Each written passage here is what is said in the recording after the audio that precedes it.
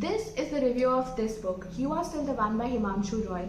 A book that talks about hope, about love, about friendships, and about relationships that would last you a lifetime. It narrates the coming of age story of 5 young individuals, Trisha, Aditya, Varun, Meetu, Dakshit, all of whom find relationships, discover friendships, and find love that would last them a lifetime. Now, the heroine of this novel, the protagonist Trisha, is a 17-year-old beautiful young girl who has a very deadly, a very serious kind of cancer. It's a life-threatening condition, and because of that, her father brings her to Delhi, where in the hospital she meets the doctor's son, Aditya. Aditya, who's a very carefree, smart, young, spontaneous kind of guy, and Aditya, who is an army officer.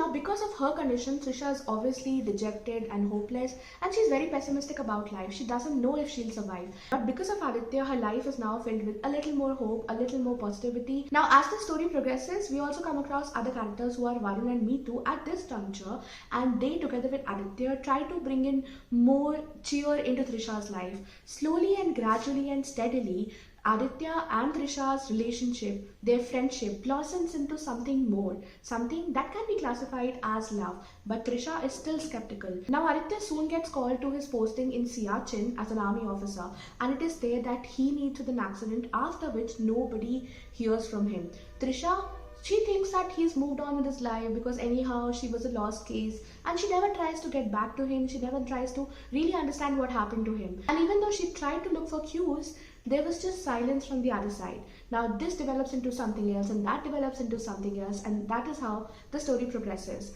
So, is there more to Trisha and Aditya's story? Will Trisha survive the cancer? Will she meet somebody else? Or will she find Aditya wherever he is? That is for you to know when you read this book. Like I said, guys, this is a book that talks about hope, about desires, about that innocent and selfless kind of love and selfless kind of care that will reinstall your faith in relationships, in love relationships and normal friendships as well. And this particular aspect of the book is its really distinguishing feature. Another thing that I liked about this book is that through this book, we try to understand the perspective of a cancer patient, somebody who's suffering from a life-threatening form of cancer. Apart from that perspective also, apart from that angle also, Trisha is a girl who's very relatable. She's not a diva-like. She's like simple and very middle class in her attitude and her aptitude in her conversations. She's so realistic and so relatable that you would think that this is somebody I already know. On the other hand, Aditya is carefree and spontaneous and so joyful. Like, his presence in the story makes it complete. Somehow I cannot imagine the story without the presence and the carefree nature, the spontaneous nature of Aditya. He brings the magic into the story. Apart from that also, if I talk about perspectives, this book talks about a lot of perspectives.